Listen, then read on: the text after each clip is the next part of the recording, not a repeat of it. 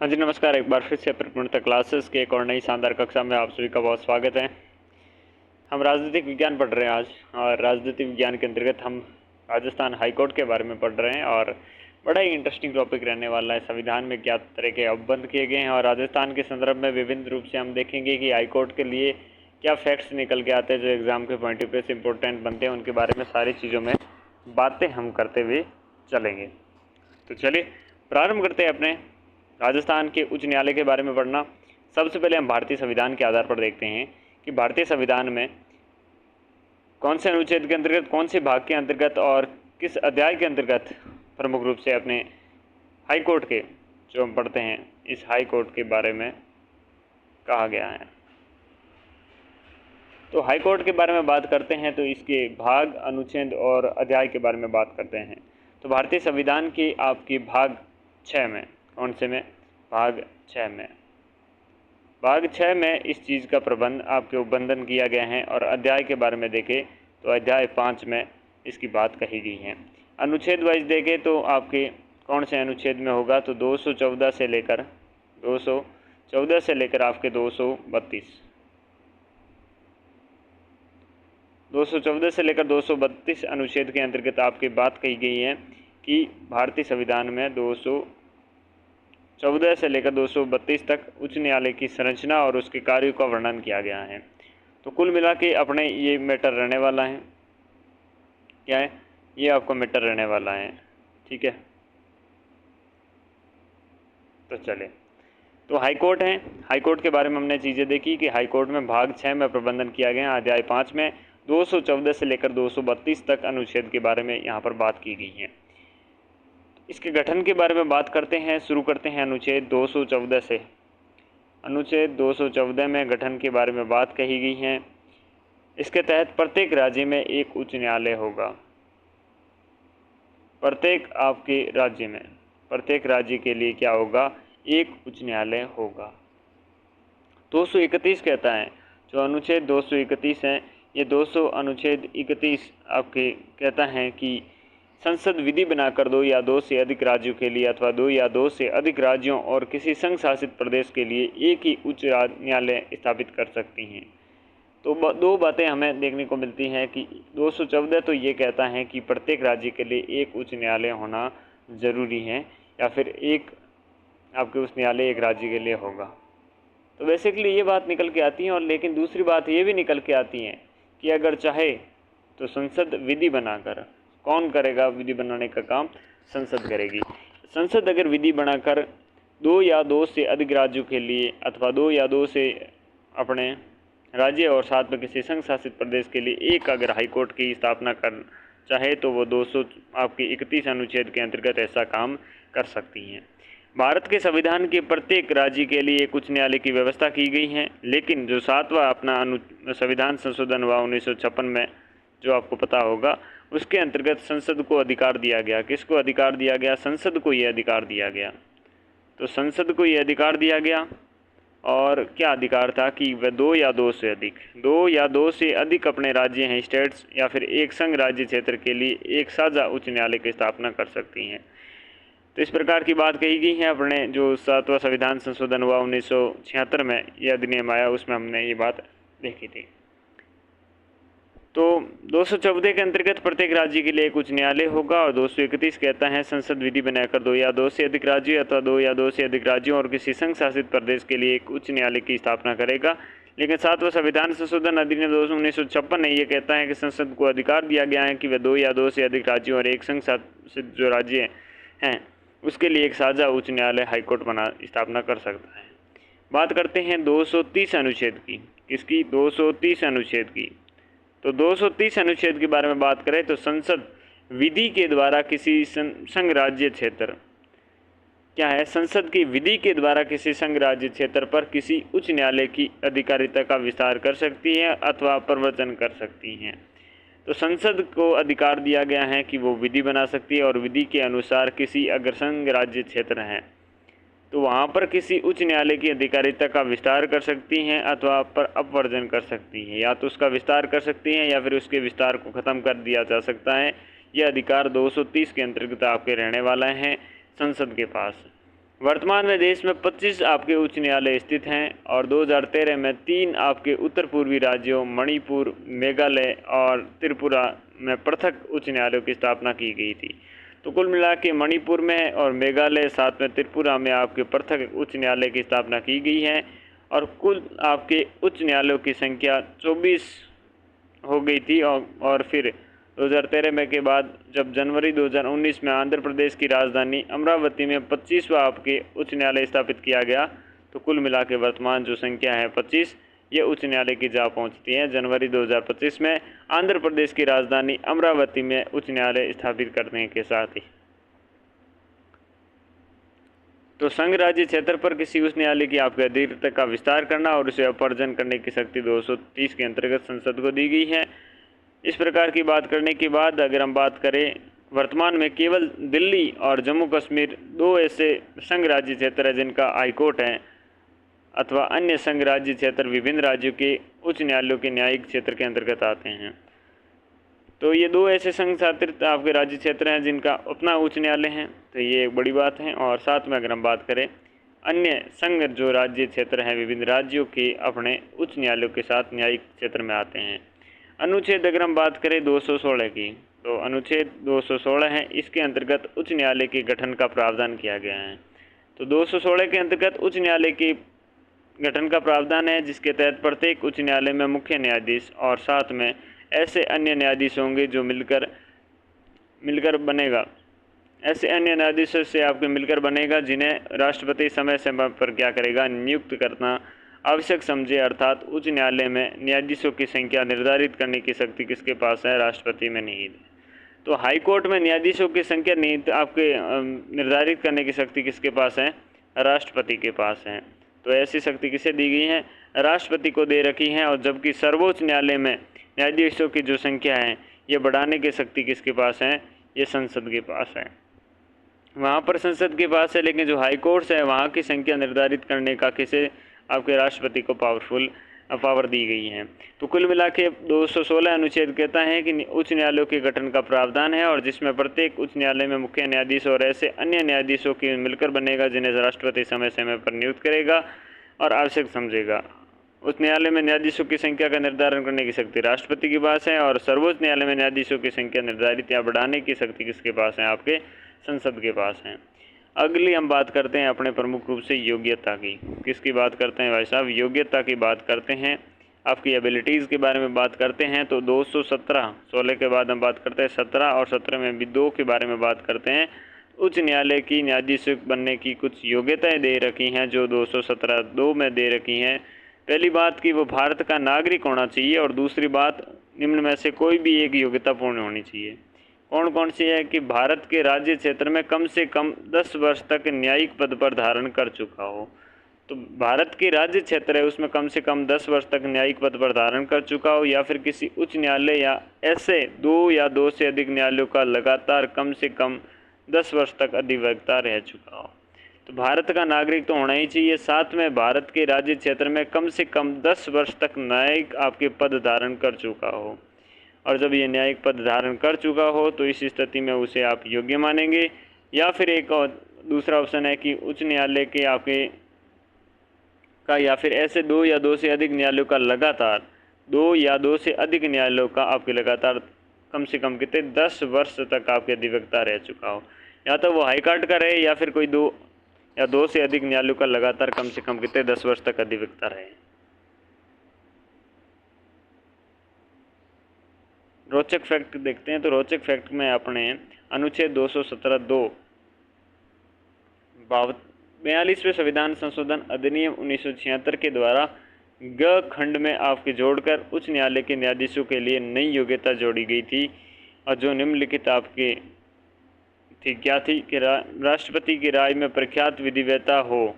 तो राष्ट्रपति की राय में क्या हो, प्रख्यात विधिवेता हो। उक्त प्रावधान को 44वें संविधान संशोधन अधिनियम 1978 में आपके विलोपित कर दिया गया था। कब विलोपित किया गया, 1978 में ये विलोपित कर दिया गया था। 44वें अमेंडमेंट जो आपका आया था इसमें इस चीज़ को विलोपित कर दिया गया। तो 217 2 में हमने योग्यताएं पढ़ी किसकी, अपने उच्च न्यायालय के न्यायाधीशों की। साथ में हमने कुछ अनुच्छेद पढ़े 216, 230, 231 और हमने 214 से शुरू किया था। जो 14, 31 और 30 ये प्रमुख रूप से 216 ये गठन के बारे में बात करते हैं। योग्यता हमने पढ़ ली। अब हम बात करते हैं नियुक्ति के बारे में पढ़ना प्रारंभ करते हैं। देखिएगा 217 2 में हमने योग्यताएं देखी, लेकिन 217 अपने 1 में हम देखेंगे नियुक्ति के बारे में।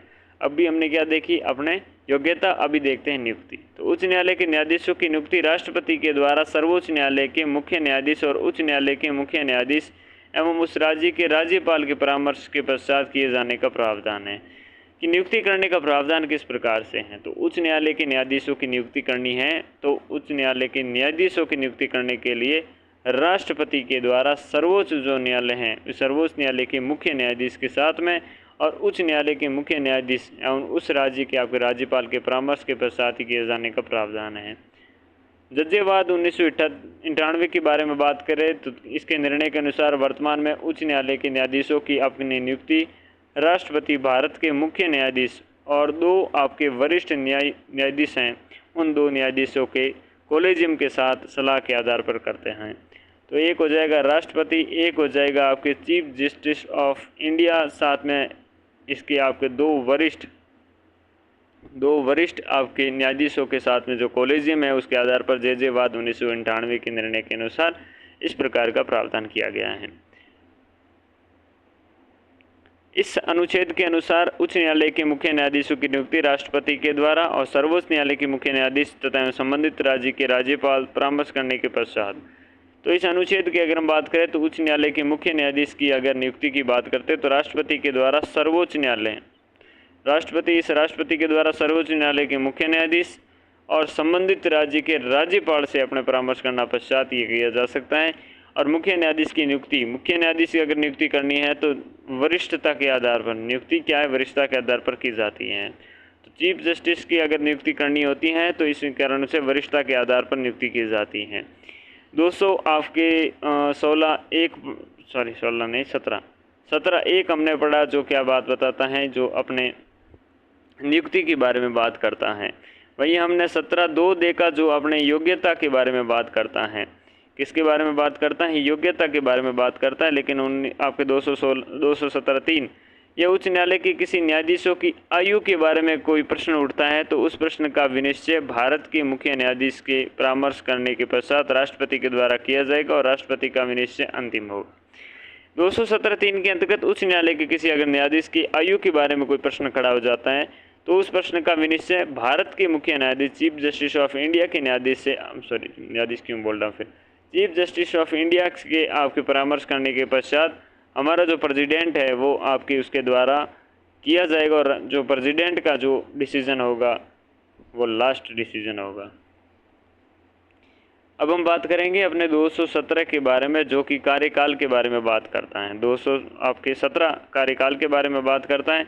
हमने यूँ तो 217 1 जो नियुक्ति के बारे में बात करता है, 217 2 जो योग्यताओं के बारे में बात करता है और 217 3 जो आपके राष्ट्रपति और जो मुख्य न्यायाधीश के परामर्श करने के बाद राष्ट्रपति उसके क्या है न्यायाधीश के आयु के बारे में कोई प्रश्न खड़ा होता है उसके बारे में डिसीजन के बारे में देखा। तो कार्यकाल अनुच्छेद 217 देखते हैं। इस अनुच्छेद के अनुसार उच्च न्यायालय के जो आपका हाई कोर्ट है, इस हाई कोर्ट के जो आपके जस्टिस हैं उनकी कार्यकाल कितना होगा? 62 ईयर्स होगा। कितने ईयर होगा? आपके 62 ईयर्स होगा और आयु होने तक निर्धारित किया जाएगा। ओके। उल्लेखनीय है कि जो 15वां संविधान संशोधन आपके अधिनियम आया जो 1963 में था, उच्च न्यायालय के न्यायाधीशों की सेवानिवृत्ति 60 से बढ़ाकर आपके 62 कर दी गई। तो कुछ समय पहले कितने थी? 60 वर्ष थी, आपके 60 वर्ष थी। तो लेकिन एक संविधान संशोधन आता है जो 15वां संविधान संशोधन था जो 1963 में होता है। इस 63 ने क्या कर दी? 62 कर दी। 60 ईयर से बढ़ाकर 15वें संविधान संशोधन में आपकी क्या तकड़म हुआ? 1963 में की 60 से आपके बढ़ाकर 62 कर दी। किसने? 63 ने। चलिए, परंतु वह किसी भी आपके समय राष्ट्रपति को अपना त्यागपत्र देना चाहे तो त्यागपत्र दे सकता है और उच्चतम जो न्यायालय हैं उसका न्यायाधीश नियुक्त होने पर अथवा अन्य किसी राज्य के न्यायाधीश नियुक्त होने पर अनुच्छेद 124 124(4) के अधीन पद से हटाए जाने की प्रक्रिया के द्वारा पद मुक्त किया जा सकता है। साथ में बीच में तथा आया हुआ है। तो अगर कोई राष्ट्रपति को अपना त्याग पत्र देना चाहे तो किसे त्याग पत्र देगा, तो वो त्याग पत्र देगा राष्ट्रपति को। इम्पोर्टेंट तो ये बात हो गई। तो राष्ट्रपति को अपना त्याग पत्र दे दे, वह उच्चतम न्यायालय का न्यायाधीश नियुक्त हो गया। अगर वो सुप्रीम कोर्ट का किसी प्रकार का जस्टिस आपके नियुक्त हो जाता है, अथवा अन्य किसी जो अदर स्टेट का आपके हाई कोर्ट का जस्टिस अगर नियुक्त हो जाता है, और इस स्थिति में और आपके अनुच्छेद 124(4) के अधीन पद से हटाए जाने की प्रक्रिया के द्वारा पद मुक्त किया जा सकता है। तो ये चीज़ क्या कहती है, किस प्रकार से आपके जो चीफ जस्टिस हैं या फिर जस्टिस हैं जो हाई कोर्ट के, वो हटते हैं। पद से हटाने के बारे में 217 एक ख के बारे में हम देखते हैं, जो पद से हटाने की बात करता है। यूँ तो हमने 217 एक अभी जस्ट पढ़ा था, जिसमें हमने क्या चीज़ देखी थी, इसमें अपने नियुक्ति देखी थी। लेकिन 217 एक नियुक्त करने के बाद जस्ट हटाने की बात कर देता है, और हम देखते हैं कि पद से हटाने के लिए 217 एक है की बात करता है। उच्च न्यायालय के किसी न्यायाधीश को उन्हीं कारणों और रीतियों के पद से हटाया जा सकता है जिन कारणों और रीतियों से सर्वोच्च न्यायालय के न्यायाधीश को हटाया जा सकता है, ये बात कही गई है। अर्थात उच्च न्यायालय के न्यायाधीश को हटाने के लिए पद से अपने 124(4) और 124(5) प्रभावी होंगे। तो 124(4) और 124(5) प्रभावी होंगे उसे पद से हटाने के लिए। वही तरीका होगा, वही रीति होंगे, वही कारण होंगे जिससे कि सुप्रीम कोर्ट के आपके न्यायाधीश हैं उन्हें हटाने के लिए होते हैं। अनुच्छेद 124(5) के अनुसार संसद विधि के द्वारा न्यायाधीश को पद से हटाने की प्रक्रिया का निर्धारण कर सकती है। अनुच्छेद अपना 124(5) है, इसके अनुसार संसद विधि के द्वारा क्या न्यायाधीश को पद से हटाने की प्रक्रिया का निर्धारण कर सकती है। 124 आपके 5th में अंतर्गत ये कहा गया है। और संसद ने इस हेतु आपके न्यायाधीश जांच अधिनियम 1968 पारित किया है। संसद ने इस हेतु क्या है, न्यायाधीश जांच अधिनियम 1968 पारित किया है, और इसके अंतर्गत आपके कुछ आपके निम्नलिखित प्रक्रिया निर्धारित की गई है। उच्च न्यायालय के किसी न्यायाधीश को पद से हटाने का प्रस्ताव 2 कारणों से लाया जा सकता है।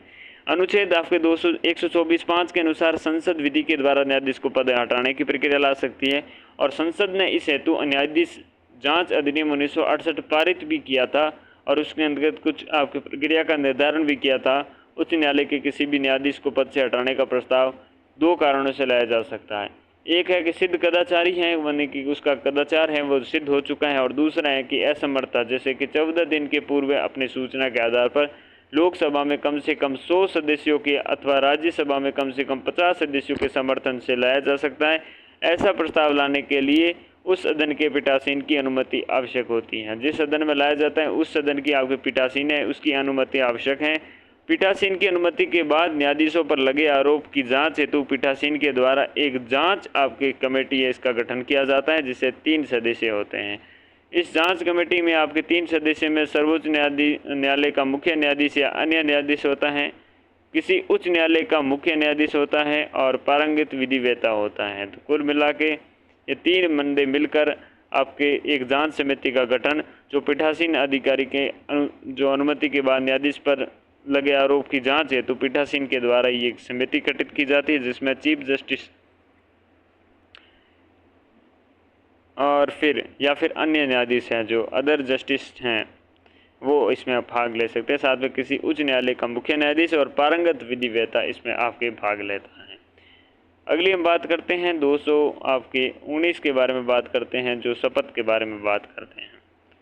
हमने 216 पढ़ा था, उसमें क्या थी आपके प्रमुख रूप से वही बातें थी जो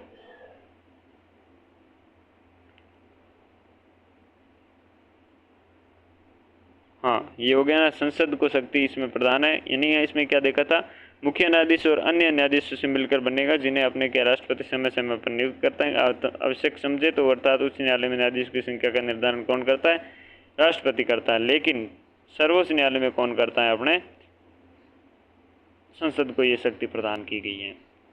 आगे बढ़ते हुए अगर हम देखें अनुच्छेद 219 के बारे में पढ़ते हैं, तो 219 कहता है इस अनुच्छेद में प्रावधान है कि उच्च न्यायालय का न्यायाधीश होने के लिए नियुक्त प्रत्येक व्यक्ति अपना पद ग्रहण करने से पहले उस राज्य के राज्यपाल या उसके द्वारा 219 कहता है शपथ के बारे में बात करता है और कहता है उच्च न्यायालय का न्यायाधीश होने की नियुक्ति प्रत्येक व्यक्ति अपना पद ग्रहण करने से पहले उस राज्य का या उस राज्य के राज्यपाल या उसके द्वारा जो मनोनीत व्यक्ति है उसके समक्ष कौन सी अनुसूची, तीसरी जो अनुसूची है, इस तीसरी अनुसूची के उद्देश्य के लिए अनुसूची में इस उद्देश्य के लिए दिए गए प्रारूप के अनुसार क्या है, शपथ लेता है।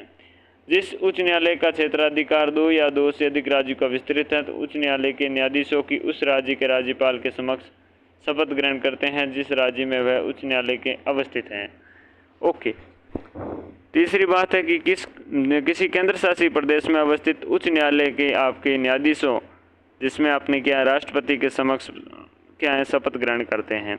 तो किसी केंद्र शासित प्रदेश में अवस्थित हाई कोर्ट हैं, जो केंद्र शासित प्रदेश में हाई कोर्ट के न्यायाधीश हैं, वो राष्ट्रपति के समक्ष क्या है, शपथ ग्रहण करते हैं। ये इम्पोर्टेंट बन जाता है क्योंकि जो केंद्र शासित प्रदेश है उसके राज्य जो उच्च न्यायालय के जो न्यायाधीश होते हैं वो राष्ट्रपति के समक्ष आपकी क्या है, शपथ ग्रहण करते हैं, बाकी सब राज्यपाल या उसके द्वारा मनोनीत व्यक्ति के सामने।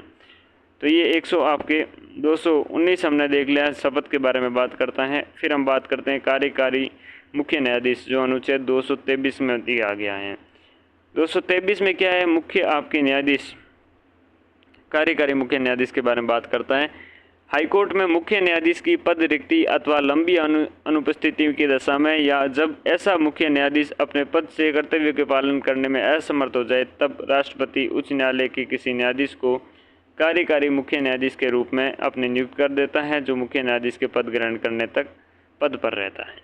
तो कुल मिला के कार्य मुख्य न्यायाधीश अपने 223 अनुच्छेद के अंतर्गत हैं और उच्च न्यायालय में मुख्य न्यायाधीश की पद रिक्ति होने पर, जब चीफ जस्टिस अगर नहीं है तो उस समय में लंबी अनुपस्थिति की दशा हो जाए और या ऐसा मुख्य न्यायाधीश अपने पद के कर्तव्य को पालन करने में असमर्थ हो, तब राष्ट्रपति क्या करता है, उच्च न्यायालय के किसी न्यायाधीश को कार्यकारी अपने मुख्य न्यायाधीश के रूप में नियुक्त कर देता है, जो मुख्य न्यायाधीशों के पद ग्रहण करने तक पद पर रहता है। ये हो गया आपका कार्यकारी मुख्य न्यायाधीश, जो अनुच्छेद 223 में है। 224(1) के बारे में बात करें तो उच्च न्यायालय के कार्यों की अधिकता होने की दशा में राष्ट्रपति क्या कर सकता है, अपर आपके न्यायाधीश हैं उनकी नियुक्ति 2 वर्ष के लिए कर सकता है। कितने वर्ष के लिए? 2 वर्ष के लिए कर सकता है। और कैसे कर सकता है कि हाईकोर्ट के कार्य की अपनी अधिकता होने के कारण राष्ट्रपति अपर न्यायाधीशों की नियुक्ति 2 वर्ष के लिए कर सकता है। कार्यकारी न्यायाधीश के बारे में अगर हम बात करें तो 224 आपके 2 के बारे में देखते हैं कि उच्च न्यायालय में न्यायाधीशों का पद रिक्त होने और अनुपस्थित कर्तव्य पालन में असमर्थ या मुख्य न्यायाधीश के रूप में अस्थायी रूप से कार्य करने के लिए नियुक्ति की दशा में राष्ट्रपति कार्यकारी न्यायाधीश के रूप में नियुक्त कर सकता है। कार्यकारी न्यायाधीश तब तक कार्य करता है जब तक स्थायी न्यायाधीश पद पर न लौटे। उच्च न्यायालय में न्यायाधीशों का पद रिक्त होने की अनुपस्थिति अपने क्या है, कर्तव्य पालन में असमर्थ है या मुख्य न्यायाधीश के रूप में अस्थायी रूप से कार्य करने की नियुक्ति की दशा में राष्ट्रपति क्या करता है, कार्यकारी अपने न्यायाधीश के रूप में नियुक्त कर सकता है। क्या करता है, कार्यकारी रूप में आपकी नियुक्त कर सकता है।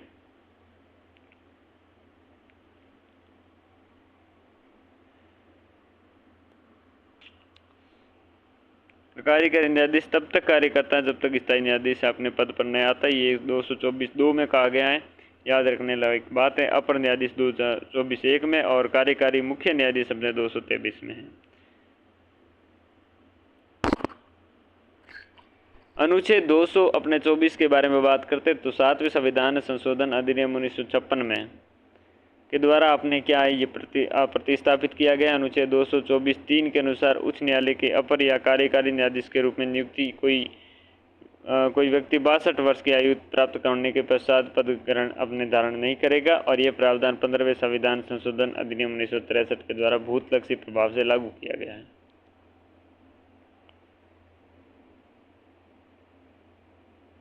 तो अनुच्छेद क्या 224 जो 7वें संविधान संशोधन अपने 1956 के द्वारा प्रतिस्थापित है।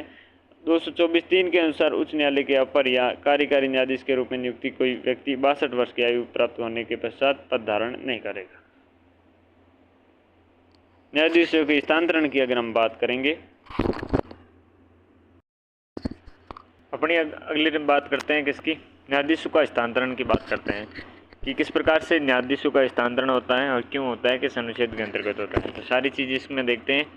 तो न्यायालय के जो न्यायाधीश हैं उनके स्थानांतरण की बात करते हैं तो 222 अनुच्छेद के अंतर्गत होता है। किस अनुच्छेद के अंतर्गत होता है, अपने 222 के अंतर्गत होता है। 222 अनुच्छेद के अंतर्गत उच्च न्यायालय के न्यायाधीशों का अपने स्थानांतरण राष्ट्रपति के द्वारा किया जाता है। किसके द्वारा किया जाता है, राष्ट्रपति के द्वारा किया जाता है और भारत के मुख्य न्यायाधीश तथा दोनों संबंधित उच्च न्यायालयों के मुख्य न्यायाधीशों की सलाह का आधार पर करता है। तो उच्च न्यायालय है, उसके न्यायाधीश हैं, उसका स्थानांतरण कौन करता है, ट्रांसफ़र करने का काम राष्ट्रपति करता है। तो प्रेसिडेंट के द्वारा वो काम किया जाता है।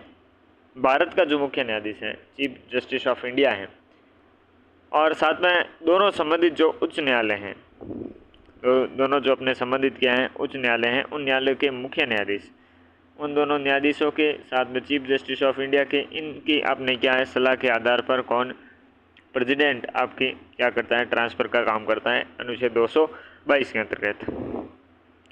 जे बाद में बात करते हैं तो जो 1998 का है के उपरांत उच्च न्यायालय के जो न्यायाधीश हैं उनका अपने स्थानांतरण भारत के मुख्य न्यायाधीश और 4 साथ में क्या है वरिष्ठ, साथ में क्या है 4 वरिष्ठ न्यायाधीशों की सलाह के आधार पर किया जाता है। साथ ही दोनों संबंधित आपके जो न्यायालय हैं उनके, और एक हो जाएगा चीफ जस्टिस ऑफ इंडिया, इन अपने 7 बंदों के क्या है सलाह ली जाती है जे वाद के अनुसार।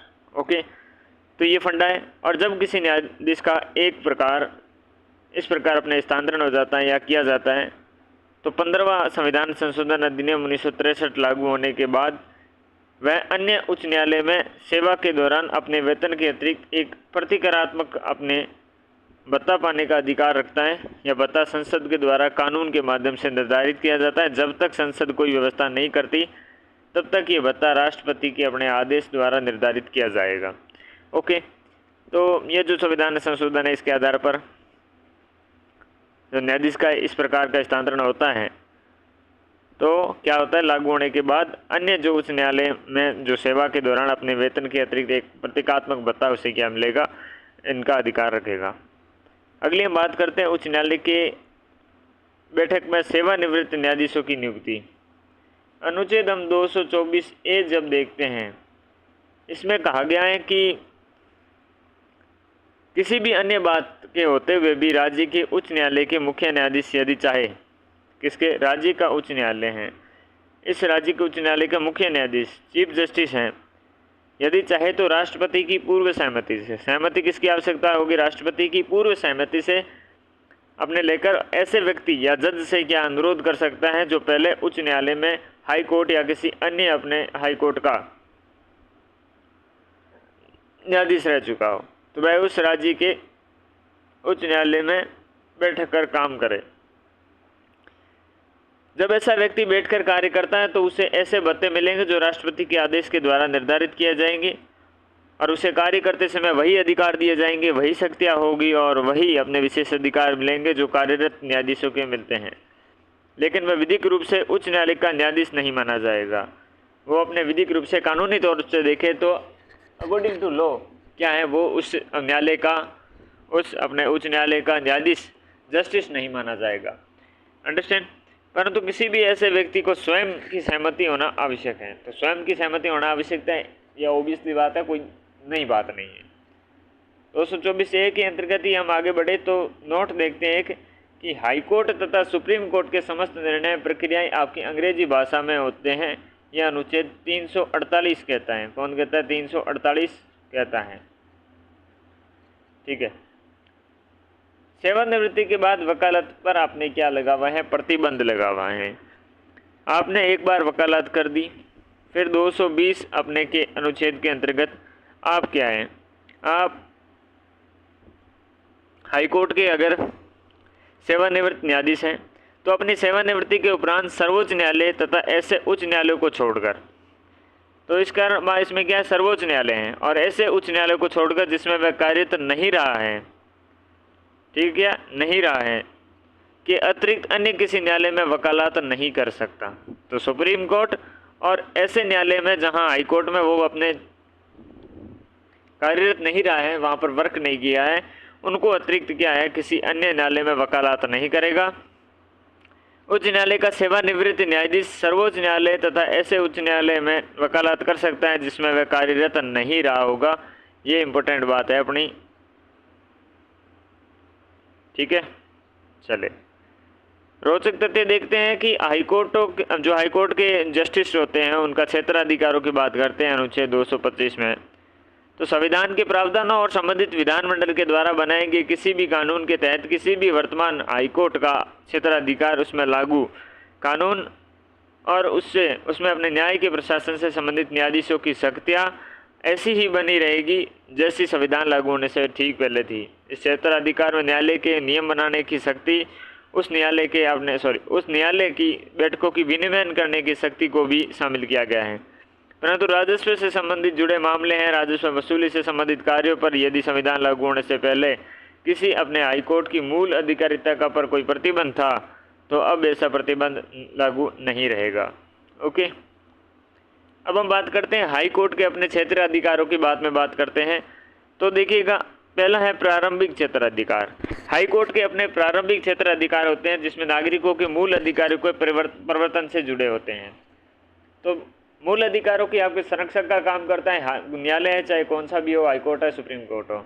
वो हाई कोर्ट चाहे तो रिट जारी कर सकता है, सुप्रीम कोर्ट बाध्यकारी होता है वो 5 प्रकार की रिटें जारी करने के लिए। तो नागरिकों के मूल अधिकार के प्रवर्तन से जुड़े मामले प्रारंभिक क्षेत्र अधिकार में आएंगे। वहीं सांसद और विधायकों के निर्वाचन संबंधी अगर कोई विवाद केवल उच्च न्यायालय में ही लाए जा सकते हैं। अब कोई सांसद है या विधायक है, उससे निर्वाचन संबंधी कोई विवाद है, वो केवल और केवल किस में लाए जा सकते हैं? हाई कोर्ट में लाए जा सकते हैं। ऐसे नहीं कि अधीनस्थ न्यायालय में ले आओ। ठीक है, अनुच्छेद 225 के तहत राजस्व संबंधी मामलों में प्रारंभिक अधिकार है, जो अब 225 अभी हमने देखा था, तो इसमें प्रारंभिक अधिकार देखने को मिलता है। इसके अतिरिक्त आपके जो कंपनी कानून, विवाह, तलाक और उत्तराधिकार से संबंधित केवल कुछ मामले सीधे उच्च न्यायालय में लाए जा सकते हैं। केवल कुछ ही मामले हैं इन चीज़ों के जो क्या है सीधे आपके हाई कोर्ट में लाए जा सकते हैं। ये प्रारंभिक अधिकार हैं, जैसे मूल अधिकारों से संबंधित हो गया, सांसद और विधायक के निर्वाचन संबंधी विवाद हो गए, और 225 के तहत राजस्व संबंधी मामलों से प्रारंभिक अधिकारिता हो गई, और बाकी सब चीज़ें हमने देखी हैं। तो इसके बाद प्रारंभिक अधिकार के बाद हम बात करते हैं भी आपका अपीलीय अधिकार की। तो उच्च न्यायालय को अपने अधीनस्थ सभी न्यायालयों तथा न्यायाधिकरणों के निर्णयों, आदेशों और डिक्रियों के विरुद्ध अपील करने की क्या है? सुनने का अधिकार है। तो हाई कोर्ट को अपने अधीनस्थ जितने भी न्यायालय हैं और न्यायाधिकरणों के निर्णय हैं, उनके आदेश हैं तथा डिक्रियों के विरुद्ध अपील सुनने का अधिकार होगा। किसी सत्र न्यायालय द्वारा अपने निर्णय में यह प्रमाणित किया गया हो कि उस मामले में विधि की व्याख्या से संबंधित कोई सार्वजनिक प्रश्न निहित है, तो उसकी अपील उच्च न्यायालय में की जा सकती है। तो उसमें क्या है? उच्च न्यायालय में अपील की जा सकती है। मसला इतना होना चाहिए कि उस मामले में विधि की व्याख्या से संबंधित कोई आपके सारवान क्या होना चाहिए? सारवान प्रश्न निहित होना चाहिए। दीवानी मामलों के बारे में देखिए, अपीलीय क्षेत्राधिकार में दीवानी मामले हैं, उसमें देखिए यदि किसी मामले में जिला न्यायालय या उसके अधीनस्थ न्यायालय द्वारा यह निर्धारित किया गया हो कि विषय वस्तु का मूल्य संबंध अधिनियम में निर्दिष्ट राशि से अधिक है, तो प्रथम अपील उच्च न्यायालय में की जा सकती है। अपने विषय वस्तु का मूल्य संबंध है वो अधिनियम से क्या है? निर्दिष्ट राशि से अपने अधिक है, तो सीधे इसमें किया जा सकता है। वे मामले जिनमें अधीनस्थ न्यायालय के निर्णयों के विरुद्ध जिला न्यायालय में प्रथम अपील की जा चुकी हो और उनमें दूसरी अपील उच्च न्यायालय में की जा सकती है। अनुच्छेद 323 के अधीन अपने स्थापित अधिकरणों के निर्णयों के विरुद्ध उच्च न्यायालय में खंडपीठ में अपील की जा सकती है। 323 के अधीन जो स्थापित अधिकरण है उसके निर्णय के विरुद्ध हाई कोर्ट में क्या है? खंडपीठों में अपील की जा सकती हैं। तीसरी बात है फौजदारी मामलों की। इसके अंतर्गत हम किसमें? दूसरी बात है, जैसे फौजदारी मामले हैं तो हाई कोर्ट की आपराधिक मामलों में अपील अपने अधिकारिता आपराधिक जो प्रक्रिया संहिता 1973 है से निर्धारित की गई। यदि किसी सत्र न्यायालय में किसी मामले पर किसी व्यक्ति को 7 वर्ष या उससे अधिक की सज़ा सुनाई गई हो, तो ऐसे मामलों में अपील बिना किसी अपीलीय प्रमाण पत्र के हाई कोर्ट में की जा सकती है। और यदि किसी मामले में सत्र न्यायालय द्वारा मृत्युदंड की आपकी सज़ा सुनाई गई है, तो यह मामला अनिवार्य रूप से आपकी क्या है? हाई कोर्ट में पेश किया जाएगा, क्योंकि बिना उस न्यायालय की सुनवाई के मृत्युदंड की आपकी सज़ा नहीं दी जा सकती। 7 वर्ष की अगर सज़ा मिली है तो वो अपील कर सकता है, लेकिन मृत्युदंड दे दिया गया है तो ज़रूर उसे हाई कोर्ट के पास जाना पड़ेगा। हाई कोर्ट ही इसमें अथॉरिटी है कि वो मृत्युदंड की सज़ा को कायम रखे या फिर क्या करे। अभिलेख न्यायालयों के बारे में बात करते हैं, जो अनुच्छेद 215 आपके बारे में बात करता है। उच्च न्यायालय एक अभिलेख न्यायालय होता है। दो अर्थ में समझेंगे। पहला है कि उच्च न्यायालय के समस्त जो निर्णय होते हैं लिखित होते हैं, तो निर्णय जो भी होते हैं वो लिखित होते हैं। ये निर्णय अधीनस्थ न्यायालयों के लिए एक अनुकरणीय होते हैं। तो हम दलील पेश करते हैं किसी भी अपने पुराने हाईकोर्ट की जो भी जजमेंट आता है उसमें अधीनस्थ न्यायालयों में हम उस जजमेंट के आधार पर कहते हैं कि उस कानून उस केस में इस प्रकार का घटना सहमी घटित हुई और उसमें ऐसा हो गया, आप ऐसा कैसे कर सकते हो। दूसरी बात कि हाईकोर्ट के आदेशों, निर्णय और प्रतिक्रियाओं की अवमानना नहीं की जा सकती। तो हाईकोर्ट के जो आदेश आते हैं, निर्णय आते हैं और जो उनकी प्रक्रियाएं आती हैं, प्रक्रियाओं में अवमानना नहीं की जा सकती। अभिलेख, दीवानी मामले, फौजदारी, अपीलीय क्षेत्र अधिकार हो गया, अभिलेख न्यायालय हो गया। अभिलेख न्यायालय के बाद अपन बात करते हैं किसकी, हम बात करते हैं रिट की। अगली बात करते हैं रिट की। रिट के क्षेत्र अधिकार की जो 226 के अंतर्गत बात करता है। अभिलेख न्यायालय में काम करेगा हिसाब से ये आपके 215 में कहा गया, याद रखना, और ये याद रखना 226। उच्च न्यायालय मौलिक अधिकारों का उल्लंघन होने पर या अन्य अधिकारों का उल्लंघन होने की दशा में अनुच्छेद 226 के तहत 5 प्रकार की रिटें जारी करती हैं। पहली है बंदी प्रत्यक्षीकरण। इसका शाब्दिक अर्थ होता है शरीर सशरीर प्राप्त करना। तो इस रिट के द्वारा हाईकोर्ट किसी भी बंदी बनाए गए व्यक्ति को इन 24 आवर्स के अंतर्गत आपके न्यायालय के समक्ष पेश करने का आदेश देता है। उस व्यक्ति के बंदीकरण की जांच करता है। गिरफ्तारी के कारण अपर्याप्त पाए जाने पर या अवैध होने पर न्यायालय के द्वारा उसे रिहा कर दिया जाता है। यह रिट राज्य के अधिकारियों या कर्मचारियों के विरुद्ध भी जारी की जा सकती हैं। राज्य के अधिकारी हैं या कर्मचारी, उनके विरुद्ध भी जारी की जा सकती हैं और किसी निजी व्यक्ति या संस्था के विरुद्ध भी जारी की जा सकती हैं। तो बंदी प्रत्यक्षीकरण नाम से पता चलता है, बंदी को प्रत्यक्षीकरण करो, फिर हम डिसाइड करेंगे अगर ये सही है या गलत है, इस पर सही दावा लगा हुआ है, क्या चीज़ है। और दूसरा है परमादेश। हम आदेश देते हैं किस चीज़ का।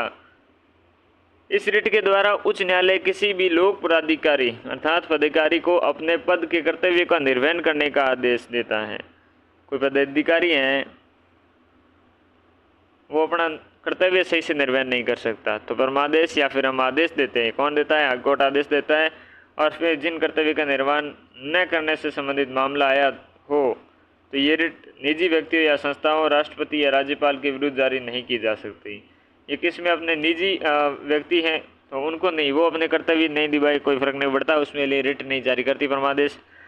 कोई संस्थाएं हैं निजी या राष्ट्रपति या राज्यपाल है, उनके विरुद्ध नहीं किया जा सकता। तीसरा है प्रतिषेध। किसी चीज़ की रुकावट के बारे में बात करता है। इस रिट के द्वारा उच्च न्यायालय के किसी निचले जो अदालत हैं उसमें किसी मामले पर चल रही कार्यवाही को रोकने के लिए प्रतिषेध यानी कि आपके रोकना, तो आवश्यकता के होने पर मामले को अपने पास मंगवा लेती है और रिट तभी जारी की जाती है जब यह मामला निचली अदालत के प्रक्रियाधीन हो। कब हो? जब ये क्या है, प्रक्रियाधीन हो, यानी कि प्रक्रिया में चल रहा हो, ना कि नतीजा आ गया हो। चौथा है अधिकार परीक्षा। शाब्दिक करता है किस अधिकार से। यह चीज़ आप किससे पूछेगा? रिट किसी पदाधिकारी के विरुद्ध जारी की जाती है। किससे? पदाधिकारी के विरुद्ध पूछा जाता है कि वे उस पद का उपयोग करते हुए अधिकृत नहीं है और न्यायालय के उसके दस्तावेज की जांच करता है और दस्तावेज अवैध होने पर पाए जाने पर दशा में उसे क्या है, पद से मुक्त किया जा सकता है। तो अधिकार परीक्षा यानी कि अधिकार परीक्षा, अधिकार पूछते हैं किसी पदाधिकारी को कि किस अधिकार से तो काम कर रहा है भाई। पांचवा है उत्प्रेक्षण। उत्प्रेक्षण मतलब कि सामने से कह रहे हैं कि उच्च न्यायालय यह रिट ऐसे किसी भी अधीनस्थ न्यायालय के विरुद्ध जारी करता है जिसमें किसी ऐसे मामले के विरुद्ध निर्णय दे दिया गया हो जो अधिकार के क्षेत्र से बाहर हो, प्राकृतिक न्याय के सिद्धांत का उल्लंघन हो, और ऐसी स्थिति में इस रिट के माध्यम से इस मामले को उच्च न्यायालय में पास मंगवा लिया जाता है। तो ये उत्प्रेक्षण कहलाता है। अधिकार परीक्षा, प्रतिषेध, परमादेश, बंदी प्रत्यक्षीकरण, ये कुल मिला के 226 के अंतर्गत रिट थी। अभिलेख आपके न्यायालय के रूप में काम करेगा 215 के अंतर्गत। और बात करी हमने फौजदारी मामलों की, हमने बात करी दीवानी मामलों की, जो ये किसके अंतर्गत आपके आते हैं, अपीलीय क्षेत्राधिकार के अंतर्गत आते हैं। हमने बात करी प्रारंभिक क्षेत्राधिकारों की, प्रारंभिक क्षेत्राधिकारों के अंतर्गत हमने चीज़ें देखी थी।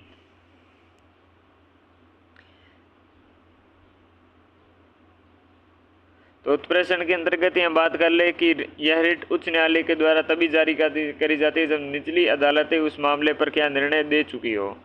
तो निर्णय देने की स्थिति में कौन सी अपनी उत्प्रेषण दिया जाता है। और जब प्रक्रियाधीन होती हैं, कोई चीज़ क्या है, प्रक्रियाधीन होती है, तो उसके लिए क्या आता है, अपने प्रतिषेध आता है कि किस आपके आदेश से कर रहे हो, तो अपने अधीनस्थों के निचली अदालतों को प्रतिषेध और उत्प्रेषण 2 प्रकार की रिटें जारी की जाती हैं। और काम आपके पूर्ण होने पर उत्प्रेषण, और काम चल रहा है, प्रक्रिया चल रही है, तो उस समय क्या आता है, प्रतिषेध आता है। रिट आपके क्षेत्राधिकार सर्वोच्च न्यायालय और उच्च न्यायालय दोनों के पास है। सर्वोच्च न्यायालय अनुच्छेद 32 के तहत किस ऐसे रिट केवल तब जारी कर सकती है जब मौलिक अधिकारों के उल्लंघन का मामला हो, जबकि हाईकोर्ट 216 के तहत किसी ऐसी रिट मौलिक अधिकारों का उल्लंघन करने पर जारी कर सकता है अथवा अन्य अधिकारों के उल्लंघन होने पर भी जारी कर सकता है। हम बात करते हैं न्यायिक पुनरावलोकन की अवधारणा की। क्या है न्यायिक पुनरावलोकन? न्यायिक पुनरावलोकन का तात्पर्य है कि उच्च न्यायालय व्यवस्थापिका, हाईकोर्ट क्या है, व्यवस्थापिका के द्वारा बनाए गए ऐसे कानून अथवा कार्यपालिका के द्वारा किए गए ऐसे आदेशों को असंवैधानिक घोषित कर सकती है, निरस्त कर सकती है, जो संविधान के लिए क्या हो, असंगत हो। तो ये न्यायिक पुनरावलोकन कहते हैं, यानी कि पुनः अवलोकन करना कौन करता है, हाई कोर्ट करता है या सुप्रीम कोर्ट करता है। प्रशासनिक अधिकारों में देखिए तो इस प्रकार के अपने उच्च न्यायालय अपना प्रशासन स्वयं करता है। उच्च न्यायालय में कार्यरत कर्मचारियों की नियुक्ति और उनके सेवा शर्तों का निर्धारण स्वयं अपने क्या करता है, उच्च न्यायालय करता है। ये प्रशासनिक क्षेत्राधिकार हो गया। पर्यवेक्षण क्षेत्राधिकार 227 अनुच्छेद के अंतर्गत उच्च न्यायालय उसके क्षेत्राधिकार में आने वाले समस्त अधीनस्थ न्यायालयों का पर्यवेक्षण करता है। क्या करता है, पर्यवेक्षण करता है। अनुच्छेद 227 के अंतर्गत करता है पर्यवेक्षण का क्षेत्राधिकार। उच्च न्यायालय के अधिकारों और सेवक तथा व्यय, अनुच्छेद 229 के बारे में बात करते हैं। इसमें उच्च न्यायालयों के अधिकार, सेवक और व्यय। उच्च न्यायालय के अधिकारों और सेवकों की नियुक्ति मुख्य न्यायाधीश या उसके द्वारा निर्दिष्ट किसी अन्य न्यायाधीश या अधिकारी द्वारा किया जाएगा, परंतु उस राज्य में का राज्यपाल कुछ परिस्थितियों में नियम बना सकता है। यदि कोई व्यक्ति पहले से ही अदालत से संबंधित नहीं है तो वह राज्य लोक सेवा आयोग से परामर्श लिए बिना न्यायालय से जुड़ी किसी नियुक्ति के लिए पात्र नहीं होगा। दूसरा है कि उच्च न्यायालय के द्वारा राज्य विधानमंडल के द्वारा बनाई गई ऐसी विधि जो बंदों के अधीन रहते हुए उच्च न्यायालय के अधिकारियों व सेवकों की सेवा की शर्तों के लिए उच्च न्यायालय का मुख्य न्यायाधीश या उसके द्वारा निर्दिष्ट अन्य न्यायाधीश या अधिकारी नियम बना सकता है, परंतु इन नियमों में वेतन, भत्तों, छुट्टी या पेंशनों से संबंधित नियमों हेतु राज्यपाल का अनुमोदन आवश्यक है। उच्च न्यायालय के प्रशासनिक व्यय राज्य की संचित निधि पर भारित है। तो प्रशासनिक जो आपके व्यय ये किस पर है, संचित निधि पे है। कौन सी निधि पर, संचित निधि पर है।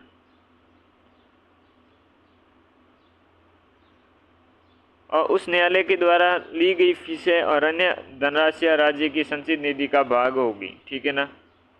अब हम बात करते हैं वेतन और भत्तों की बात करते हैं। तो आराम से देखते हैं वेतन और भत्ते हैं जो हाईकोर्ट के, उनके बारे में बात करते हैं। अनुच्छेद 221 में ये सब बातें कही गई हैं किसकी, वेतन और भत्तों की। उस न्यायालय के न्यायाधीशों के वेतन और भत्तों का प्रावधान किया गया है। उच्च न्यायालय के न्यायाधीशों के वेतन, भत्ते, सुविधाएं, अवकाश, पेंशन का निर्धारण करने की शक्ति किसके पास है, संसद के पास है।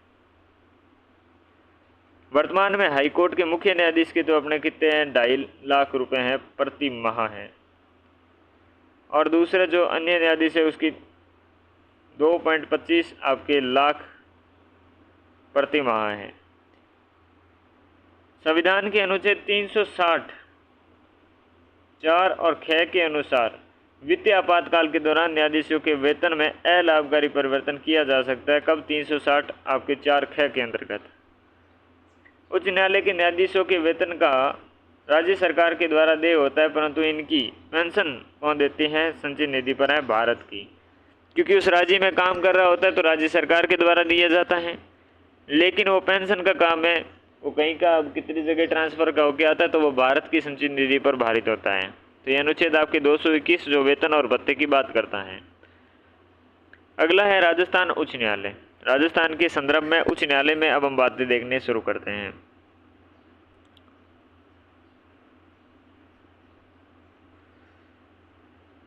तो राजस्थान के एकीकरण के समय जयपुर है, जोधपुर है, उदयपुर है, बीकानेर है, कोटा है प्रमुख राज्य थे जिनका प्रशासनिक ढांचा लगभग ब्रिटिश अपने शैली जैसा था। उनके पास अपना उच्च न्यायालय था। तो जोधपुर जयपुर, उदयपुर, बीकानेर और कोटा, इनके पास क्या थे? अपने खुद के उच्च न्यायालय थे। नए राज्य के उद्घाटन से पूर्व एक अधीनस्थ न्यायिक प्रणाली के साथ एक समिति का गठन किया गया, जिसे श्री BR आपके पटेल अध्यक्ष थे जिसमें, और ले कर्नल TC पुरी और साथ में श्री SP सिन्हा सम्मिलित थे, जिनको राज्य की राजधानी और उच्च न्यायालय के सीटों के निर्धारण में मुद्दे में हल करने के लिए जिम्मेदारी दी गई थी।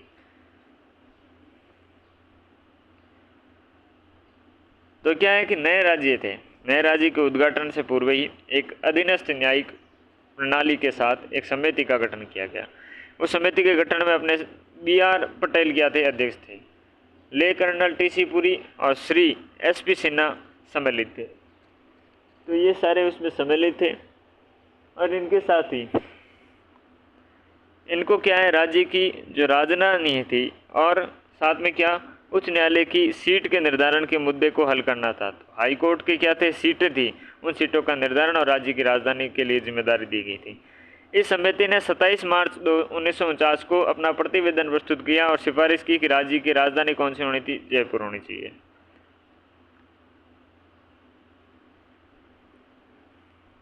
और हाईकोर्ट कहाँ होना चाहिए? जोधपुर में होना चाहिए। कहाँ होना चाहिए? जोधपुर में होना चाहिए।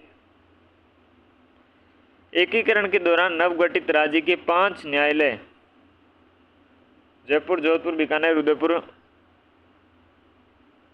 इसकी एक अपनी बेंच कोटा में सम्मिलित थी और अलवर में कुल 5 अपने क्या थे? न्यायालय संचालित थे, जिनमें कुल जजों की संख्या कितनी थी? 20 जजों की संख्या थी।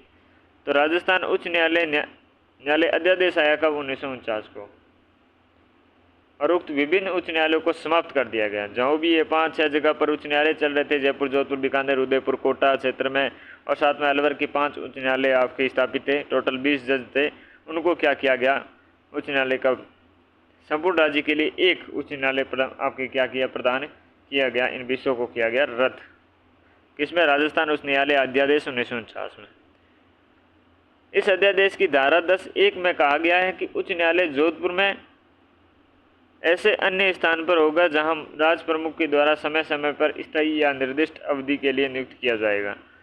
इस अध्यादेश की धारा 10(1) के अंतर्गत कहा गया था कि हाईकोर्ट जोधपुर में और ऐसे अन्य स्थान पर होगा जहां राज प्रमुख के द्वारा समय समय पर स्थायी या निर्दिष्ट अवधि के लिए नियुक्त होगा। इस अध्यादेश की धारा 10 की उपधारा 2 में मुख्य न्यायाधीश को यह अधिकार दिया गया कि वह उच्च न्यायालय के लिए ऐसे स्थान या स्थानों का एक या एक से अधिक न्यायाधीशों की बैठने के लिए नामित कर सकता है। तो जो अध्यादेश की धारा 10 थी, उसमें 2 में मुख्य न्यायाधीश को, किसको? मुख्य न्यायाधीश को आपके अधिकार दिया गया कि वह उच्च न्यायालय के लिए ऐसे स्थान या स्थानों पर एक या अधिक न्यायाधीशों के बैठने के लिए नामित कर सकता है। अध्यादेश की धारा 1 की उपधारा 3 के तहत शक्तियों का प्रयोग करते हुए राज्य के राज प्रमुख ने 25 अगस्त 1949 में, कब? 25 अगस्त 1949 को एक अधिसूचना जारी की, जो 29 अगस्त 1949 को राजस्थान उच्च न्यायालय का उद्घाटन जोधपुर में करने के लिए तिथि निश्चित की गई। 25 अगस्त 1949 को एक अधिसूचना जारी करके अपने क्या 29 अगस्त 1949 को राजस्थान उच्च न्यायालय का उद्घाटन जोधपुर में करने की घोषणा की गई। इस दिन राज प्रमुख ने अध्यादेश की धारा 10 की उपधारा 1 के द्वारा निर्दिष्ट किया गया कि अग्रिम आदेश तक राजस्थान के लिए न्यायिक न्यायालय व जयपुर, कोटा और उदयपुर संभाग के कामों को निपटारे के लिए बैठेगा। और राज प्रमुख के अध्यादेश की धारा 10 की उपधारा 1 के द्वारा निर्दिष्ट भी किया गया कि अग्रिम आदेश तक राजस्थान के लिए न्यायिक न्यायालय जयपुर, कोटा, उदयपुर संभाग के कामों के निपटारे के लिए बैठेगा। राजस्थान उच्च न्यायालय का उद्घाटन 29 अगस्त 1949 को किया गया।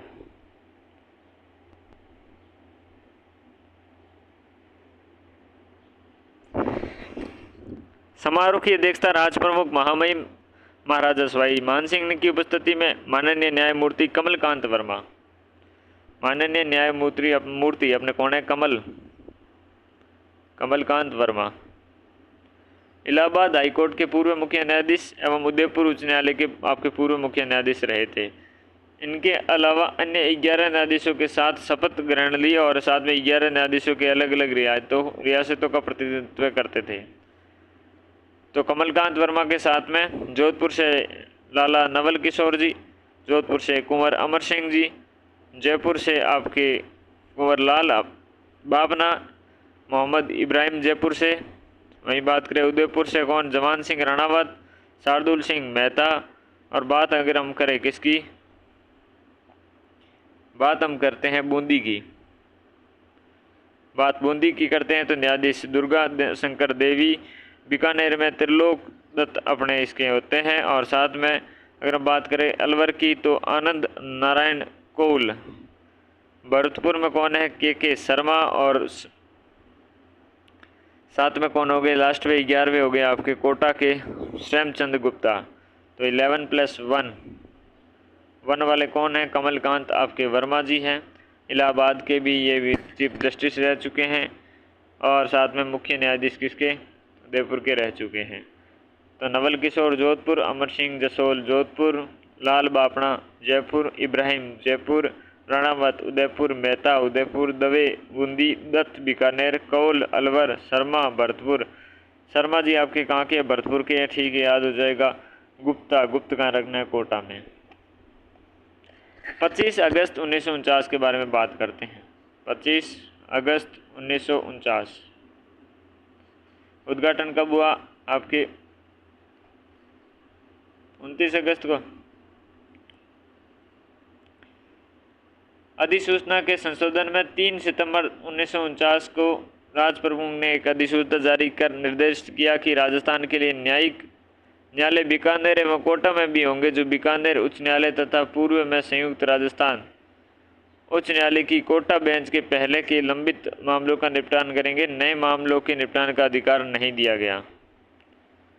तो ये बात और जपीट बजा दी क्या कि राजस्थान के लिए न्यायिक न्यायालय अपने बीकानेर एवं कोटा में भी होंगे, जो बीकानेर उच्च न्यायालय एवं पूर्व में संयुक्त राजस्थान जो उच्च न्यायालय हैं कि उसके कोटा के बेंच के पहले से लंबित जो मामले उनका निपटारा करेंगे, नए मामले का निपटारा का अधिकार नहीं होगा।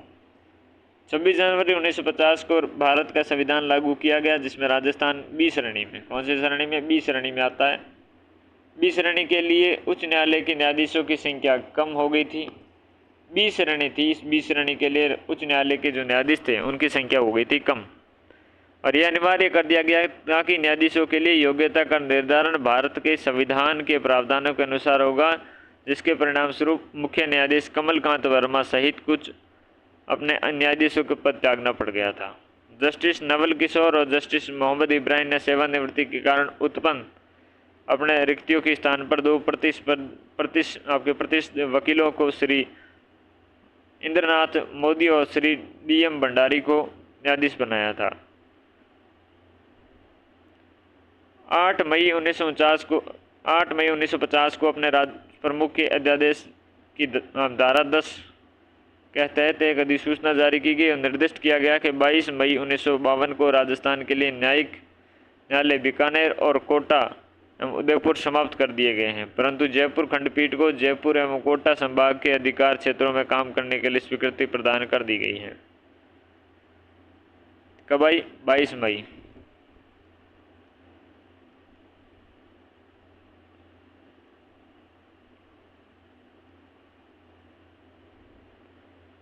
राज्य पुनर्गठन अधिनियम 1956 के द्वारा राजस्थान का पुनः क्या किया गया, आपके सीमा परिवर्तन हुआ। और राज्य पुनर्गठन अधिनियम 1956 की धारा 50 के द्वारा राजस्थान उच्च न्यायालय और न्यायिक आयुक्त आमेर को समाप्त कर दिया गया। राजस्थान का जो उच्च न्यायालय था और न्यायिक आयुक्त उदयपुर समाप्त कर दिया गया और अधिनियम की धारा 49 के द्वारा एक नया उच्च न्यायालय गठित किया गया। 27 मई 1956 को टेलीग्राफ के द्वारा भारत सरकार के द्वारा राजस्थान की सरकार को सूचित किया गया कि राष्ट्रपति महोदय ने नवगठित राज्य राजस्थान के उच्च न्यायालय की जोधपुर पीठ को मुख्य पीठ घोषित किया गया है। और ये कब, आपके 27 मई कह दिया क्या, ओके, हाथों हाथी करेक्शन कर देते हैं। 27 अक्टूबर 1956 को, ठीक है, और घोषित किया साथ में 1 नवंबर 1956 से प्रभाव में आया है तथा निर्दिष्ट किया जाता है कि राज्यपाल की अनुमति से किसकी अनुमति? राज्यपाल की अनुमति से आपका मुख्य न्यायाधीश राज्य में अन्य जगह अस्थायी बेंच स्थापित कर सकता है। राष्ट्रपति की अनुमति से मुख्य न्यायाधीश राज्य में अन्य जगह पर अस्थायी बेंच स्थापित कर सकता है। इसी संदर्भ में मुख्य न्यायाधीश महोदय ने एक नोटिफिकेशन जारी किया और जयपुर में उच्च न्यायालय की अस्थायी पीठ स्थापित की। भारत के मुख्य न्यायाधीश SR दास की सिफारिश पर राष्ट्रपति ने जजों की नियुक्ति के वारंट जारी किए और जिसका शपथ ग्रहण समारोह 1 नवंबर 1956 रखा। नियुक्ति के वारंट जारी हो गए। 1 नवंबर 1956 को क्या हुआ? शपथ ग्रहण समारोह हुआ तथा इस दौरान मुख्य न्यायाधीश कैलाश वांचू थे। कौन थे मुख्य न्यायाधीश? कैलाश वांचू। तो कैलाश जी वांचू थे। पहले कौन थे आपके? पहले बने थे कमलकांत वर्मा जी। कौन थे? कमलकांत वर्मा जी बने थे। इस समय कौन है? कैलाश वांचू है। जयपुर पीठ में अपने न्यायमूर्ति KL बापणा हैं। KL बापणा हो गए। साथ में न्यायमूर्ति KK शर्मा हैं, JS रणावत हैं, DM भंडारी है। ये सारे कहाँ पर हैं? जयपुर के आपके खंडपीठ में न्यायाधीश के रूप में काम कर रहे हैं। KL बापणा, KK शर्मा, रणावत जी और भंडारी। जोधपुर पीठ में आपके न्यायमूर्ति S दवे, इंद्रनाथ मोदी। ठीक है। 10 या 11 जुलाई 1957 को आदेश के द्वारा गठित P सत्यनारायण राव की अध्यक्षता वाली समिति सदस्य V विश्वनाथ और BK गुप्ता थे। 26 फरवरी 1958 को अपना प्रतिवेदन प्रस्तुत करा और सिफारिश की कि राजस्थान की राजधानी क्या हो? जयपुर हो। और हाईकोर्ट की क्या मुख्य जो पीठ है कहाँ हो? जोधपुर में। परंतु जयपुर पीठ को क्या किया जाए? समाप्त किया जाए। इसी के तहत 1958 में राजस्थान उच्च न्यायालय की अपनी पीठ जयपुर वाली समाप्त कर दी गई। जयपुर पीठ समाप्ति से पूर्वी राजस्थान में जनता की आवाज़ भारी आक्रोश हुआ कि अब जोधपुर कब भूगे। इस हेतु सरकार के दबाव बनाने का काम भी किया और राजस्थान पुनर्गठन अधिनियम 1956 की धारा 51 के तहत राष्ट्रपति ने 8 दिसंबर 1976 में राजस्थान उच्च न्यायालय जयपुर स्थायी पीठ की स्थापना की। 58 में हटाया जाता है और वापस 76 में आपके स्थापित किया जाता है। आदेश कौन सा है? 1976 का है, जारी किया गया। और जयपुर पीठ 31 जनवरी से, कब? 31 जनवरी 1977 से पुनः आपकी क्या होती है? स्थापित होती है। विशेष तौर से हम बात करें तो उच्च न्यायालय के ध्येय वाक्य था सत्यस्य जोस्तु आपके यहाँ पर देखने को मिलता है। राजस्थान उच्च न्यायालय में मुख्य न्यायाधीश सहित न्यायाधीशों की कुल आपके 50 पद निर्धारित किए गए हैं 2015 से, जिनमें वर्तमान में कितने 39 आपके कार्यरत हैं। तो न्यायाधीशों की संख्या आपकी मुख्य न्यायाधीश के सहित 50 पद निर्धारित है, लेकिन वर्तमान में 49 ही है। ठीक है, सॉरी 39 ही है। राजस्थान का उच्च न्यायालय की प्रथम मुख्य आपके न्यायाधीश कौन थे? कमलकांत वर्मा थे।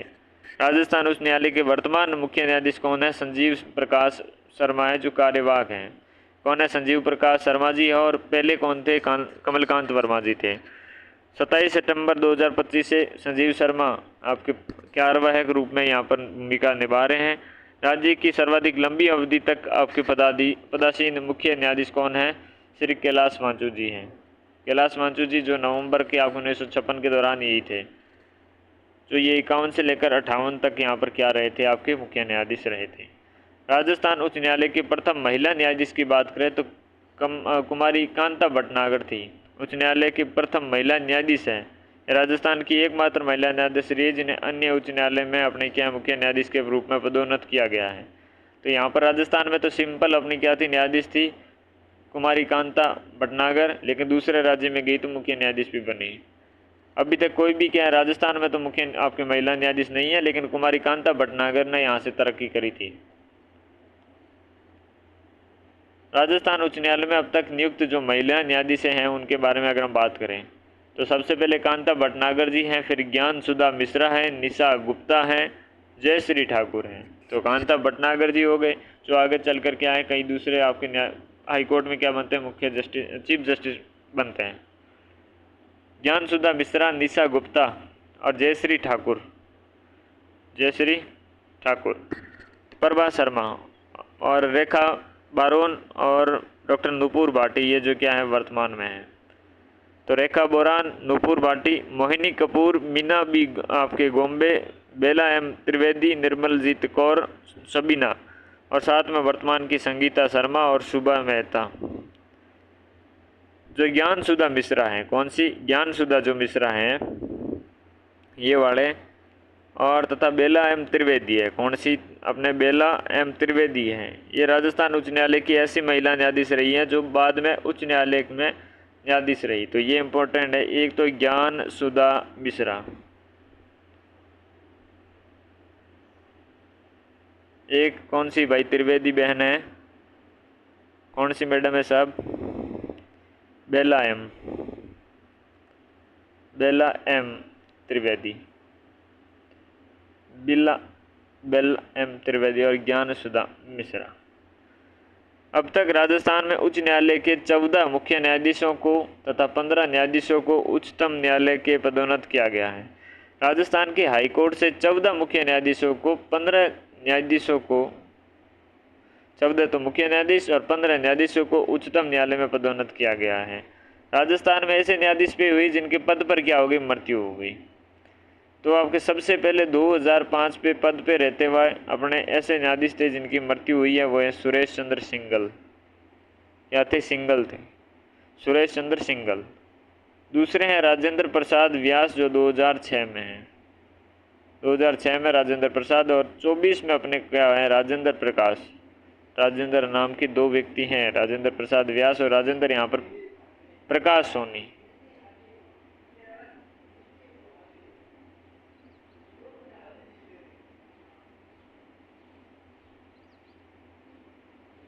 एस के गर्ग राजस्थान उच्च न्यायालय के ऐसे न्यायाधीश रहे हैं जिन्होंने अपना पद त्याग दिया है।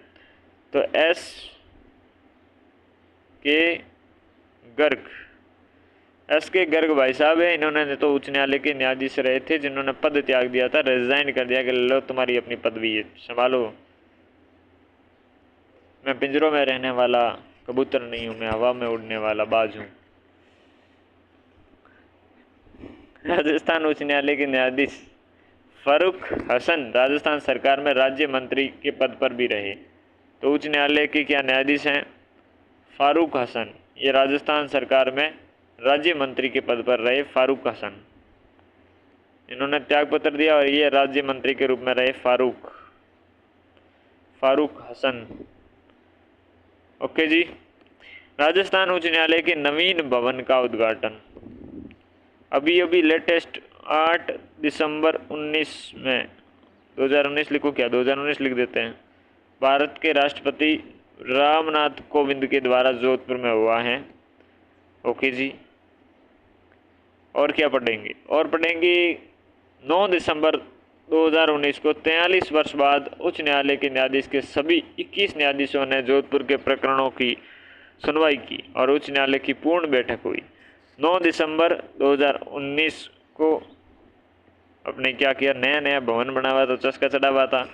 तो 43 वर्ष के बाद राजस्थान उच्च न्यायालय के सभी 21 न्यायाधीशों ने जोधपुर के जो प्रकरणों की सुनवाई की और साथ में उच्च न्यायालय की पूर्ण बैठक हुई। बहुत बढ़िया बात है। उच्च न्यायालय के 2 प्रमुख अंग हैं। राजस्थान उच्च न्यायालय के 2 प्रमुख अंग हैं। एक है राजस्थान राज्य विधिक सेवा प्राधिकरण जयपुर, एक है राजस्थान राज्य न्यायिक अकादमी जोधपुर। विधिक सेवा प्राधिकरण कहाँ है? जयपुर में। राजस्थान राज्य न्यायिक अकादमी कहाँ पर है? जोधपुर में है भाई साहब। हम बात कर लेते हैं किसकी? अपनी बात कर लेते हैं राजस्थान राज्य विधिक सेवा प्राधिकरण जयपुर की। अनुच्छेद 39(a) की प्रावधान सभी को समान न्याय निःशुल्क विधिक सहायता के उद्देश्य से अपने क्या है? संसद के द्वारा विधिक सेवा प्राधिकरण अधिनियम 1987 को अधिनियमित किया और इस अधिनियम के अध्याय 3 के उपबंध में अपने राजस्थान में 20 नवंबर 1995 में प्रवृत्त हुए। इस हेतु राजस्थान के राज्य विधिक सेवा प्राधिकरण नियम 1995 जारी किया गया और अगस्त 1956 में से प्रवृत्त हुए। इस प्राधिकरण का मुख्य संरक्षक राजस्थान उच्च न्यायालय का मुख्य न्यायाधीश होता है। अगली बात, राजस्थान राज्य न्यायिक अकादमी जोधपुर की बात करते हैं, जिसकी स्थापना 16 नवंबर 2021 को होती है। न्यायिक प्रशासन स्कूल और राजस्थान न्यायिक अकादमी के रूप में हुई। 24 जनवरी 2007 को इसका नाम बदलकर राजस्थान राज्य न्यायिक अकादमी किया गया। तो पहले राजस्थान अपने क्या है? न्यायिक प्रशासन स्कूल और राजस्थान न्यायिक अकादमी थी। 2007 में अपने 24 जनवरी को राजस्थान राज्य न्यायिक अकादमी कर दिया गया।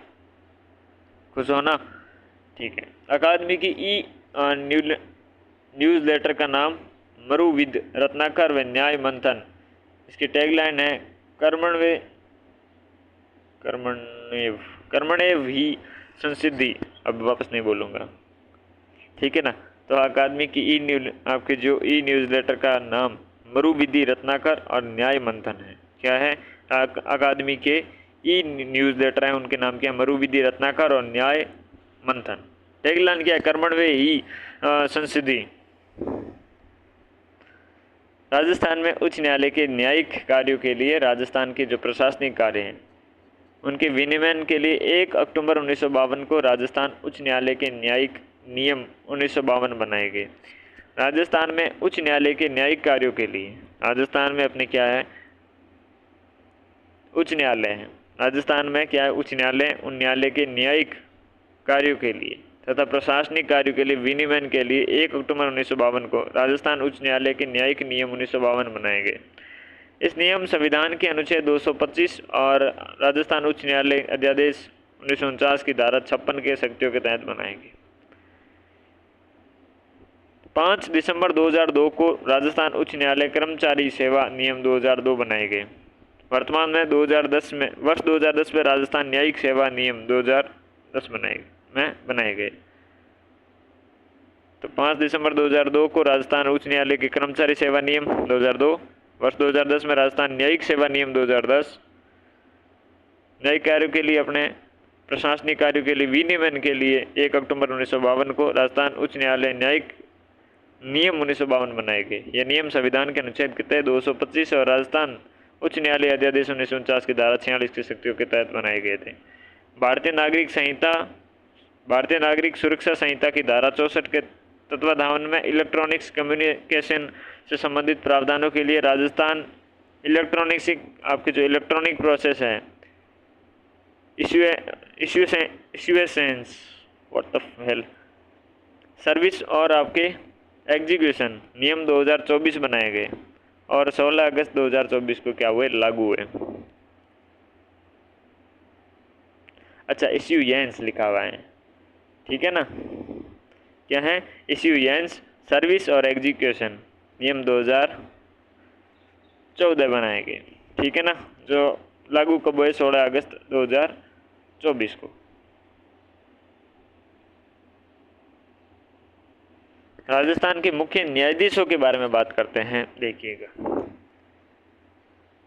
हाँ, तो मुख्य न्यायाधीश सबसे पहले हमारे वे के वर्मा जी, जो 1949 से लेकर 1950 तक चले। तारीख हम तो नहीं रट पाएंगे, ना रटने की कोशिश करेंगे, बस वर्ष बता रहा हूँ, समझना है तो। के वर्मा बनते हैं 1949 से लेकर 1950 तक। आपसे आजकल पूछने में एग्जाम में पूछ सकता है, क्रम पूछ सकता है, कौन कब कैसे बना, तो ठीक है, तो लाइन से याद होना चाहिए। 1949 से 1950 तक के वर्मा बनते हैं।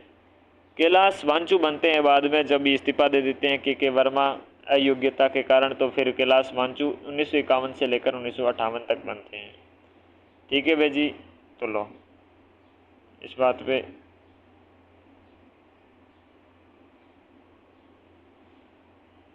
सरजू प्रसाद बनते हैं 1959 से लेकर 1961 तक।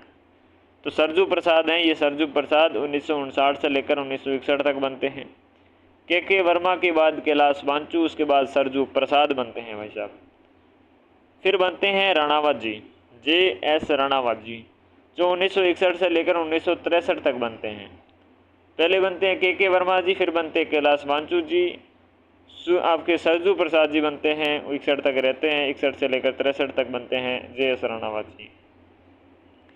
राणावत जी के बाद में आपके DS दवे बनते हैं, और जो 63 से लेकर 68 तक रहते हैं, DS दवे। और फिर DM भंडारी बनते हैं, जो 68 से 69 तक रहते हैं। कौन? DM भंडारी। फिर J नारायणन बनते हैं, जो 1969 से लेकर 73 तक रहते हैं। तो J नारायणन आपके 1969 से लेकर 73 तक बनते हैं, J नारायणन। फिर बनते हैं बेरी, BP बेरी बनते हैं, जो 1973 से लेकर 1975 तक रहते हैं।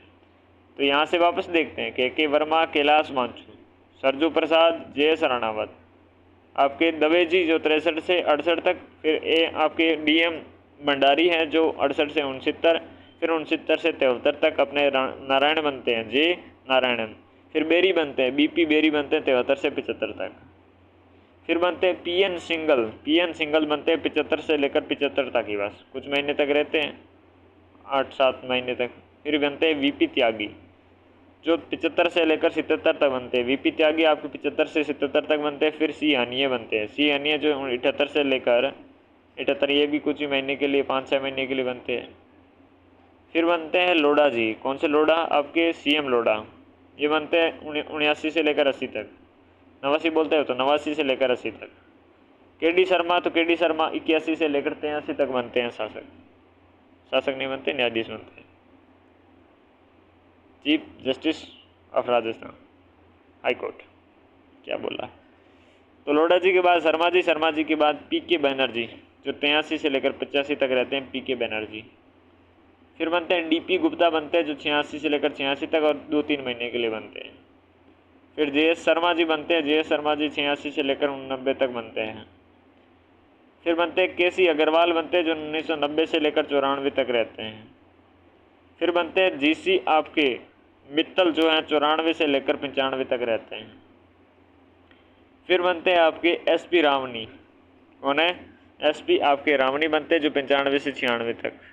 फिर आपके एमजी मुखर्जी बनते हैं, जो 96 से लेकर 97 तक रहते हैं। फिर बनते हैं शिवराज वी पाटिल बनते हैं, जो 99 से 2000 तक रहते हैं। डॉक्टर एम आपके आर लक्ष्मणन बनते हैं, जो 2000 से लेकर 2001 तक रहते हैं। फिर अरुण कुमार है, जो 2001 से लेकर 2002 तक रहते हैं।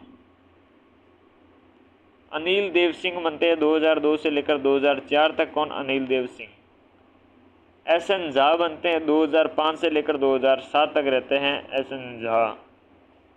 जेएम पांचाल रहते हैं 2007 से 7 तक ही रहते हैं, कुछ 1 महीने रहते हैं, 1-1.5 महीना। नारायण आपके रॉय हैं, ये बनते हैं 2008 से 2009 तक। दीपक वर्मा बनते हैं 2009 से 2009 तक ही रहते हैं, 3-1-2.5 महीने तक रहते हैं। फिर जगदीश भल्ला रहते हैं 2009 से 2010 तक रहते हैं। कौन से भल्ला? जगदीश भल्ला। 2010 से 2012 तक अरुण मिश्रा बनते हैं। कौन से मिश्रा बनते हैं? अरुणा मिश्रा बनते हैं, अरुण मिश्रा जी, ठीक है। फिर अमिताभ रॉय बनते हैं, जो 2013 से लेकर 2014 तक रहते हैं। कौन? अमिताभ रॉय बनते हैं।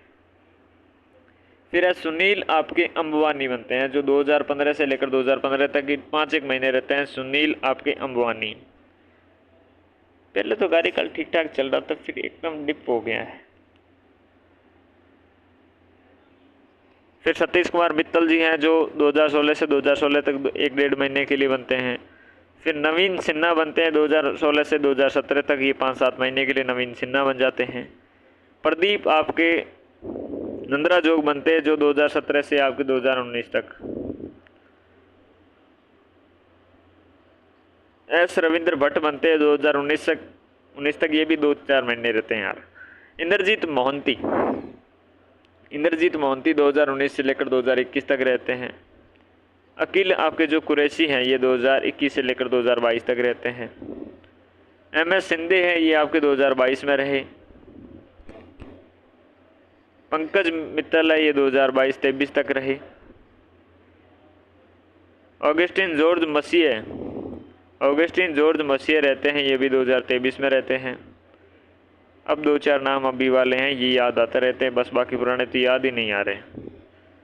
मनिंदर मोहन श्रीवास्तव बनते हैं 2024 से 25 तक। KR श्रीराम बनते हैं, जो 25 में ही रहते हैं, 2-1 महीने, कुछ टाइम तक करंट अफेयर में रहे, गायब हो गए। फिर अभी कार्यवाहक है लगातार अभी तक हैं, 27 अपने सितंबर से 2025 से हैं, संजीव प्रकाश शर्मा जी हैं। कौन है? संजीव प्रकाश शर्मा जी हैं।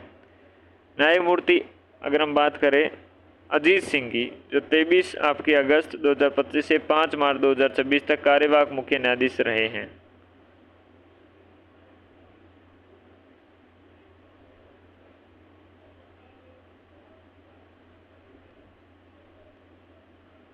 अच्छा, बीच में से कोई जपीट बजा दिया था, लिस्ट में से हो सकता है, तभी अलग से दे रखा है ना, टिंगू टिंगू टिंगू।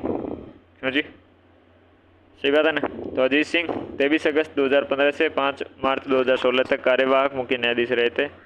वर्तमान में संजीव प्रकाश शर्मा, इससे पहले KR श्रीराम थे, इससे पहले मनिंदर मोहन श्रीवास्तव थे। ये तो याद रहे कम से कम। मुझे नहीं लगता यार इतने सारे करने पॉसिबल हैं याद, सच में, कर्म से, वो भी शुरू के 2-4 फिर भी याद आ जाए। के वर्मा है, कैलाश मानचू है, आपके सरजू प्रसाद हैं, JS राणावत हैं, ये तो हो जाए फिर भी ठीक है। या फिर ये कुछ अपने फैक्ट वाले थे, ये वाले याद हो जाए तो बात अलग है, ये वाले, है ना, विशेष बातें हैं, ये वाले याद हो जाए तो अच्छी बात है। सही बात। चलिए, मुझे लगता है हमारा जो हाई कोर्ट है इसके बारे में हमने सारी चीज़ें अच्छे से पढ़ ली हैं, बहुत अच्छे से, बहुत शानदार तरीके से चीज़ें पढ़ी है। और 1-2-3 बार अगर ये क्लासें देखोगे तो इससे क्वेश्चन आपके बार होने की गुंजाइश नहीं है। भाग 6 में दिया है, अध्याय 5 है, 214 से लेकर 232 के बीच में बातें करती हैं और सारी चीज़ें अच्छे से हमने देख लिया है। और 1-2 बार ये क्लास देखने के बाद आपका क्वेश्चन तो गलत नहीं होगा। इस कक्षा में इतना ही, मिलते हैं अगली कक्षा में, तब तक के लिए नमस्कार। अगला हमारा टॉपिक होगा अधीनस्थ न्यायालय, उसके बाद हम कोई लोकायुक्त वगैरह पढ़ेंगे। चलिए, चल मारिए।